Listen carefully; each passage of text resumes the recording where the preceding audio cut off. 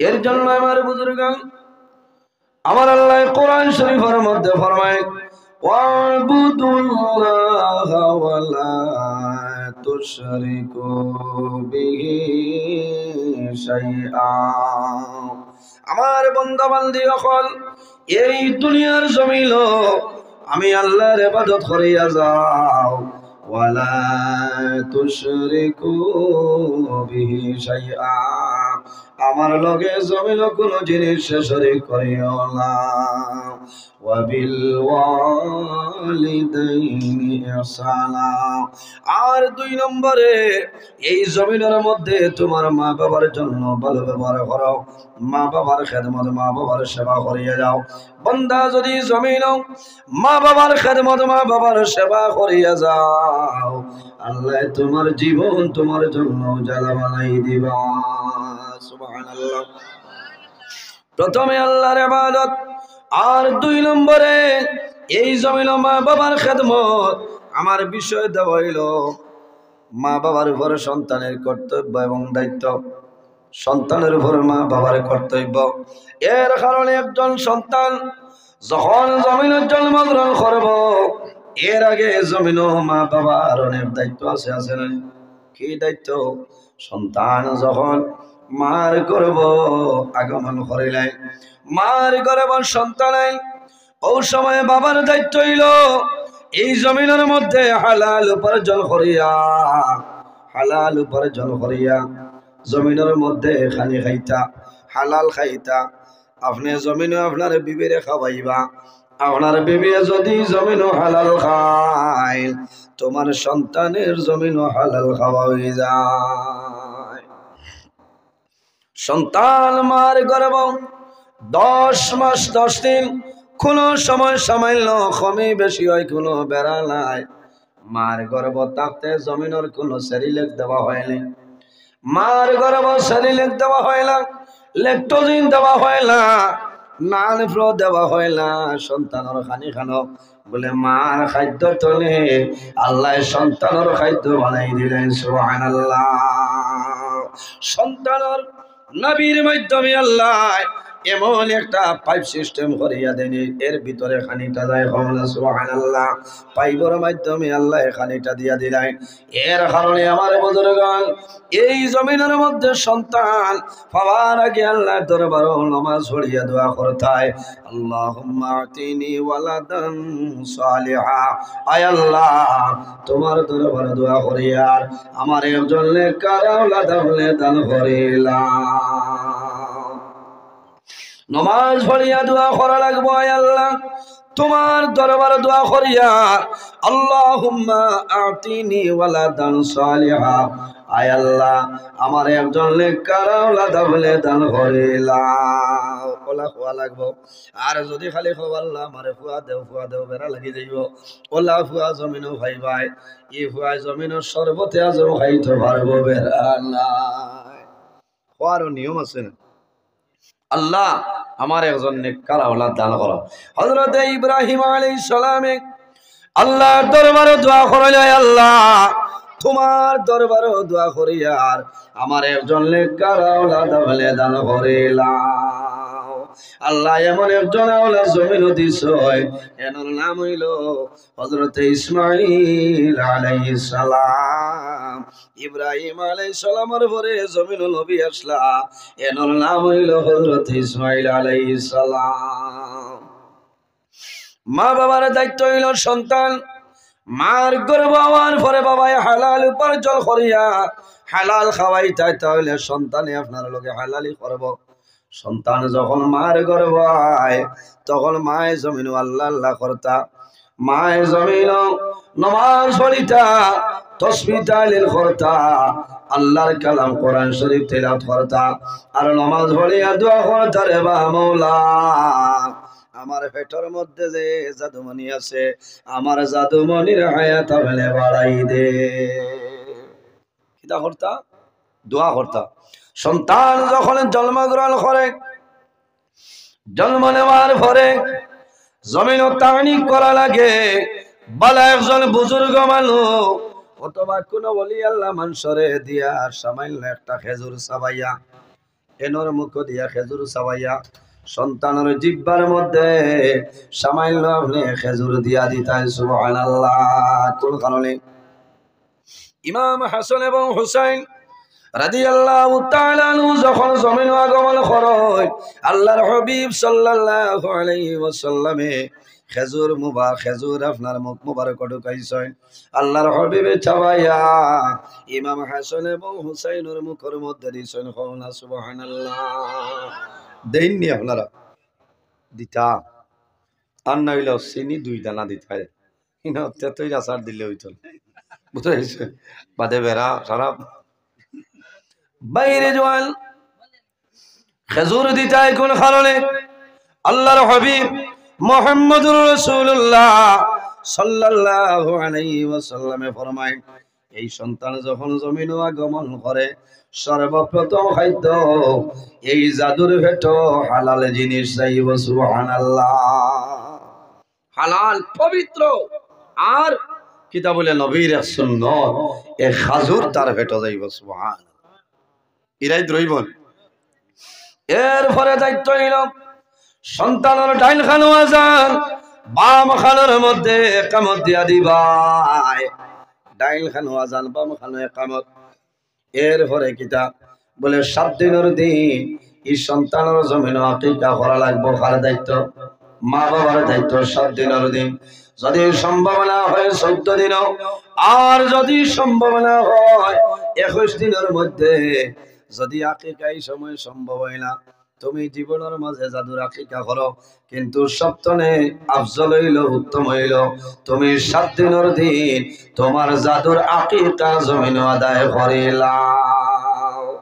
মা বাবার দায়িত্ব হইল 7 দিনের দিন যদি ছেলে সন্তান হয় 2টা বকরি দিয়া, আর যদি মেয়ে সন্তান হয় তাহলে 1টা বকরি দিয়া ও জায়গার মধ্যে মাসলাটা ভাঙ্গিছে।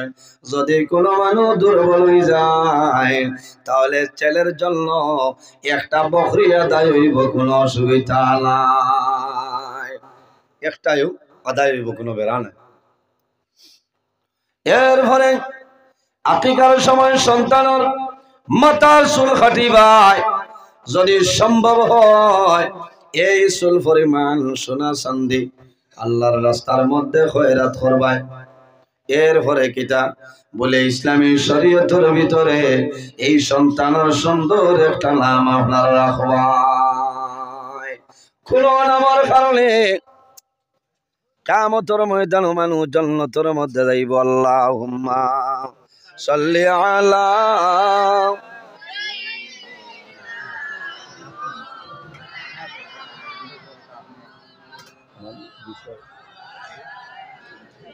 وعلى آل سيدنا اللهم صل على سيدنا مولانا محمد وعلى آل سيدنا الله। জমিনও এমন একজন নবী আল্লাহ দান করছেন যে নবীর আল্লাহ সমস্ত নবীগণের নবী, ইমামুল মুরসালিন, খাতামুন নবীন, শাফিউল মুজনবিন, রাহমাতাল লিল আলামিন মুহাম্মদ আরবি সাল্লাল্লাহু আলাইহি ওয়াসাল্লাম আল্লাহ দান করছেন। যত নবী আছে সব নবী তো আমরা নবী সম্মানী হোক সুবহানাল্লাহ। এই নবীর আল্লাহ অসংখ্য মুজিজা দান করছে, অসংখ্য মুজিজা। ইলা মুজিজা অন্য কোন নবীর আল্লাহ দান করছে না সুবহানাল্লাহ। করছেন এই নবীর উম্মত যারা এরার জমিনও দাম আছে না? নবীরও দাম আছে, নবীর উম্মতেরও দাম আছে। এর কারণে কিয়ামতের ময়দানও হাশরের ময়দানও আমার নবী ফরমায় কিয়ামতের ময়দানও সমস্ত নবী সকল বাইর হইবা, হাশরের ময়দানও সারা বাইর হইবা। সারার আগে আমার নবীর আল্লাহ বেহেশতের মধ্যে প্রবেশ করাইবা। অন্য কোন নবী জান্নাতে যাওয়া সম্ভব হইত নাই। ইন্নাল জান্নাতা হুররিমাত আলাল আম্বিয়াই হাত্তা আদখুলাহা। কিয়ামতের দিন আমার নবী যত সময় পর্যন্ত জান্নাতে প্রবেশ করতে নাই, অন্য কোন নবী জান্নাতে প্রবেশ করা সম্ভব নয়, হারাম। আবার নবীজি ফরমায় ওয়া হুররিমাত আলাল উমামি হাত্তা তাদখুলাহা উম্মতি। কিয়ামতের ময়দানে আমার উম্মত যত সময় পর্যন্ত জান্নাতে প্রবেশ করতে নাই, হযরতে মূসা আলাইহিস সালামের উম্মত জান্নাতে যাওয়া হারাম, সুলাইমান নবীর উম্মত জান্নাতে যাওয়া হারাম, কোন নবীর উম্মতি জান্নাতে যাওয়া সম্ভব হইতো না। এত দাম, এত সম্মান আল্লাহ আমরারে জমিনে দিয়েছেন। নবীর ব্যবহার, নবীর চরিত্র, নবীর আখলাক বালা আসলো না, পাতই না। নবীর চরিত্র, নবীর ব্যবহার, এর কারণে আমাদের আম্মা জান হযরতে আয়েশা সিদ্দিকা রাদিয়াল্লাহু তাআলা আনহার জানাইলা, ও আয়েশা, আল্লাহর হাবিবের চরিত্র কিরকম, ব্যবহার কিরকম আসলো হইলা। আমার বুজুর্গান আম্মা জান হযরতে আয়েশা সিদ্দিকা রাদিয়াল্লাহু তাআলা আনহা ফরমায়, কানা খুলুকুল কুরআনা, আমার নবীর চরিত্র হইল আল্লাহর কালাম কোরআন শরীফ। সুবহানাল্লাহ। যার চরিত্র আল্লাহর কালাম কোরআন শরীফ, এর চরিত্র ভালো, আমার আল্লাহ কোরআন শরীফের মধ্যে জানায়, ওয়া ইন্নাকা লাআলা খুলুকিন আযীম। আমার হাবিব আমি আল্লাহ তোমারে উত্তম চরিত্রবান বানাই পাঠাইলাম। সুবহানাল্লাহ। এই দুনিয়ার জমিনও আগে ইনসাফ আসলো না, ইনসাফ আসলো না। আমার নবী জমিন আগমন করার পরে জমিনের মধ্যে নবীজি ইনসাফে প্রতিষ্ঠিত করছেন। এর কারণে আমরা নবীর উম্মত, আজ আমার মাঝে জমিন ইনসাফটা থাকা দরকার। আসেনি ইনসাফ নাই মানে কইবা ইনসাফের মা বাপ বলে মরি গেছে কইলেন, কারণ আমি ভূমিকা তার মাতিছি না, কারণ সময় লস করিলাম নয়, সীমিত টাইম। বুধবাইতরা এখন আপনার সাইরো বা দৌড় চলে, আফসোস লাগে, কারণ আমি মিডিয়ার মাধ্যমে জানাই আর প্রায় জায়গাত আমার একবার ফোন করে কইবা, হুজুর ও তারিখ আপনি পারবেন বা একটা ডেট দেখবা, বলে ভাই আমার অপশন নাই, ও শেষ বাদে খাকজো নামও দিলে, বুঝেছেন। আমি মিডিয়ার মাধ্যমে কইয়া আজ আমাটাই 3টা খাইলতনে 60টা লিভলেট আইয়া আজিছে, 3টার প্রধান অতিথি আমি, কিন্তু আমি খাবে খেয়ালেও জানি না, বুঝেছেন। ও অবস্থা যাইতা কারণ এখন যদি নজরুল ইসলামের নাম থাকে মানুষে তো মনে করবা এই দাওয়াত রাখি আইসেন না। আমার মোবাইলও মানুষে মোবাইল হটাইলেই তা ফোন করিয়া, হুজুর কোন সময় আইবা, আইজও চলের আপনারা ও লালার সাইটে প্রোগ্রাম, আমি প্রধান অতিথি। আমি লাস্টে হইলাম, রে ভাই তা খিতা মাতো আমার ডায়েরি তৈলে কোনো দাওয়াতও নাই, বলে হুজুর আপনার লিফলেটও নাম আছে বলে দেও চাই। ও দেখলাম উক্ত মহফিলে প্রধান অতিথির আসন অলঙ্কিত করব হজরত মৌলানা কারি নজরুল ইসলাম সাহেব রাথাবাড়ি মাদ্রাসা। মোল্লায় জানেও না মানে আইয়া বাড়ছে বাবা দেও তো হইবা যে তাই মানে বেমার আইতা পারছেন না, ইটা বাদ বানানি না। এর কারণে আমি মিডিয়ার মাধ্যমে ওয়াজ শেষ হয়ে গেছে, এর বাদেও না হইয়া হল না। ও খাই শিলচর এক ওয়াজ 25 দিন আগে মানুষে ফোন করছেন, আমি বলছি ওই তো না, 3-4 দিন আগে ওয়াজ সহ দেখে কাগজ এখন ও নাম্বারে ফোন করে এলে কইলা, জয় হুজুর আমরা বলে আমার নাম দেখি আরো কেউ আসেন নিন খারি নজরুল ইসলাম বরাকো, বলে যে নাও তো আপনি বলে আমার ইনো তো দাওয়াত নাই, বলে আপনারে ফোন করছিলাম আপনি কইলা বার্তা নাই, বলে নাম দিলে কি আমি প্রধান অতিথি, বলে নাম না দিলে তো মানুষ আইতা না। কোনো চাই মাঠটা রাগ উঠিত না, এখন বেশ শৈল করে যে আবার রেকর্ডিং করে ছাড়ি দিব মোল্লার বাসা। আমি কইলাম তুমি তো মানুষ রে বাবা, ইয়ার ইটা তো আমার ইলা করতে না আসলো, কারণ আমি তোমার দাওয়াত রাখছিও না। বলে হুজুর আপনার না হইলে আমার ওয়াজ গান জমতো না, আপনার নাম দিছি, আপনি যে কোনো টাইমে ইয়া দোয়া দিলেন উপরে করবো ওয়াজ খাই।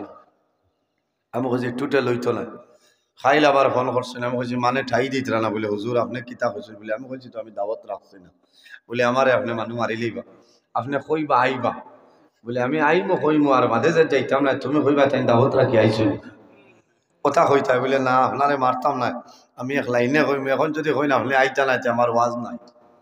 আচ্ছা হ চাই তার ওয়াজ বাসাইতে করি আমারে বেশি লিত হ্যাঁ ও লীলা আরম্ভ হয়েছে বরা হোক ঠাই নাই ও নাম দিলেইলা কোনোখানো পাবলিসিটি করি লীলা আমি হইতাম পারি না এর কারণে আমি মিডিয়া তো হইয়ার ও জেলা আমারে ফোন করতে ফোন করি জানিলেইও আমি আসি কি নাই বহুত মানুষ এদিন রাত 2টার সময় এক মানুষে কইরা হুজুর 2টা পর্যন্ত বাড়ছে এখন খবর পাইছে আপনার কিতা অসুবিধা খান্তনে করাই বললি অন্তরে নাম হইতাম বলে ভাই ইনো ওয়াজ নিয়ে আইস বলে আমি জানি না বলে আপনার নামও নিয়ে গেলাম এখন খবর পাইলাম আপনি আইতে অসুবিধা আইতা কথা ওইটা কি হ্যাঁ কিতা আরম্ভ হয়েছে দেশ ফিতনা আরম্ভ হয়েছে এই মোবাইলে জমিনও ফিতনা আর ফিতনা হইয়া লাভ নাই দুঃখ লাগে জোয়ান ভাই তোর কাছে আমার বিনম্র অনুরোধ কোনো আলিমের ব্যবহারে আপনারা বালা কমেন্টেরও দরকার নাই বাদ কমেন্টেরও দরকার নাই কমেন্ট তনে বিরত রইতাম কারণ অন্যান্য ধর্মাবলী মানুষ এটা দেখে মানুষে হয় যে থারার মাঝে লাগি গেছে খালি থারার নাই মূল্যায়নটোর মাঝেও লাগি গেছে এনর হল্লা হেনর টে কলা দিতরা দুঃখ লাগছে এই দিন আল্লামা বাস স্ট্যান্ড হিসাবে কইতরা থান ফটো দিয়ে আর তেতই কতখান দিয়া ইউটিউবে দেবা এটা হস তেতই এটা রাগ উঠিব না হ্যাঁ ও তেতই গেলেন যদি হে দেয় না তে ইগু কেউ ক্লিক করতো না কারণ তেতই দেখলে কইব আল্লামা সারিমূলক সাহেব কিতা কইছেন দিন মাত আছে ও যে তেতই ও কথা করব করলেও তারা টানা তুমি যে সবাই যাও বাদা না তারে যদি কও দূর বন্ড আরেকজনে কইব দূর বন্ড কিন্তু দুঃখ লাগে যে দূর বানানটাও হে লেখতে পারে না হলুদ না বড় ও হে হইল কমেন্টর ব্যক্তি কোনো জ্ঞানী মানুষে শিক্ষিত মানুষে কমেন্ট করেন না করেননি আমার লাখান আন্দুজে গো হ্যাঁ আন্দুজে মানু আল্লাহুম্মা সাল্লি আলা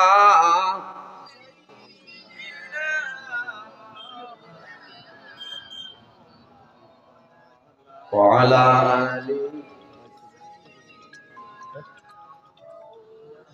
اللهم صل على مولانا محمد وعلى سيدنا مولانا محمد سيدنا مولانا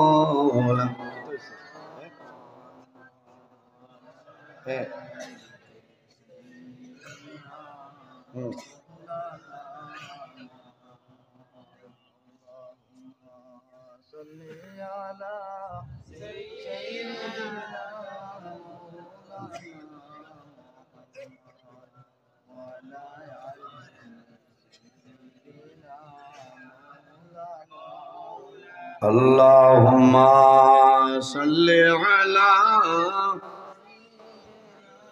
مولانا محمد وعلى آل سيدنا مولانا محمد এর কারণে এই জমিনও আমরা আল্লাহর গোলামি করতাম আল্লাহর ইবাদত করতাম জমিনও আল্লাহর ইবাদত করতাম বশির উদ্দিন লস্কর সাহেব আজকের এই মাহফিলের সম্মানিত সভাপতি সাহেব অত্র মসজিদের সম্মানিত ইমাম সাহেব আজকের এই মাহফিলের দাওয়াতি মুআজ্জাজ মুহতারাম আল্লাহর হাবিব মুহাম্মদ আরবি সাল্লাল্লাহু আলাইহি ওয়াসাল্লামের ওয়ারিস সম্মানিত উলামায়ে কেরামগণ আমার সামনে বসে আছেন বাবার বয়সী সম্মানিত মুরব্বিয়ানে আযম সম্মানিত জ্ঞানী গুণীজন আমার অত্যন্ত আদরের প্রাণপ্রিয় তরুণ যুবক সমাজ ভাই বন্ধুগণ পর্দার আড়ালে সম্মানিত আমার পর্দানিশীন মা বোনেরা প্রত্যেকের খিদমত ও আমার আসসালামু আলাইকুম ওয়া রাহমাতুল্লাহ উপস্থিত হাজিরিন মহান আল্লাহ রাব্বুল আলামিনের দরবার লাখ কোটি শুকরিয়া যে মহান আল্লাহ রাব্বুল আলামিন আজকে আমাদের বাড়ি ঘরে না রাখিয়া রাস্তাঘাটে না নিয়া আল্লাহ এবং আল্লাহর হাবিব মুহাম্মদ আরবি সাল্লাল্লাহু আলাইহি ওয়াসাল্লামের ইখলাক মাহফিল আসার এবং বসার তৌফিক আল্লাহ দান করছেন। সেই মহান আল্লাহ দরবার একবার শুকরিয়া আদায় করে সারাই হই আলহামদুলিল্লাহ। উপস্থিত হাজিরিন, ওয়াজ আপনার এই জায়গা দীর্ঘ সময় তো চলেন না, এত কম সময়ের ভিতরে 4-5 দিনের ভিতরে যে ওয়াজ কেন জানেন, আমার জোয়ান ভাই বিশেষ করে আমার রেহান ভাই যে পরিমাণ চাপ সৃষ্টি আরম্ভ হয়েছে যে আপনি এক ডেট দে কোনো ক্ষমতা নাই। 11 মার্চ পর্যন্ত ভরপুর আপনারা দোয়া করছেন, বুঝাইছেন? 11 মার্চ পর্যন্ত রেগুলার প্রোগ্রাম আপনারা দেখতেন। উভয় সংকট পড়ছে। আজ আপনার আর সাংজুরাই না বরজুরাই চলে সম্ভব হয়েছে না। বহু ওয়াজ অন্য এক ফাঁক করিয়া কইছেন যে 1 ঘন্টা সময়, 1 ঘন্টা হইলেও কোনো 1 ঘন্টা, হ্যাঁ এর বাদেও আমি চেষ্টা করবো তোলা বাড়িতাম, কারণ পিছনে আমার ওয়াজ লাগাইলাছে। আমি প্রায় বড় গলার দ্বারতনে আইয়া আপনারা ওখান শেষ করে আমি আবার বহু দূর হয়ে যেতাম দোয়া করতে আল্লাহ নিয়ে টাইম টেবিলে আমার আজাইতাম। ওলামায়ে কেরামগণে আলোচনা করছেন, আপনার আর ভালো লাগছে না? আমার আগে আপনার সামনে আলোচনা করছেন বরাক উপত্যকার বিশিষ্ট আলিমে দ্বীন, যুব সমাজের আইডিয়ল, তরুণ বক্তা, আমার অত্যন্ত মায়ার প্রাণপ্রিয় ভাই আলহাজ হজরত মৌলানা বদরুল ইসলাম লস্কর সাহেব বাগাবাজার অত্যন্ত গুরুত্বপূর্ণ আলোচনা করছেন। না কথার উপরে যদি আমরা আমল করি আল্লাহ দুনিয়া আখিরাতের জীবন আল্লাহ কামিয়াবি করে দিব, আল্লাহুম্মা আমিন। উপস্থিত হাজিরিন, পৃথিবীর মধ্যে মহান আল্লাহ রাব্বুল আলামিন 18,000 মখলুকাত পয়দা করছেন। এর মধ্যে সবচাইতে সম্মানী শ্রেষ্ঠ মখলুক আল্লাহ আমাদের আশরাফুল মখলুকাত ইনসান জাত বানাইছেন। সুবহানাল্লাহ। ইনসান যারা আছেন তাদের দাম অত্যন্ত বেশি। আল্লাহ সম্মানী জাত আশরাফুল মখলুকাত ইনসান জাতরে বানাইছে।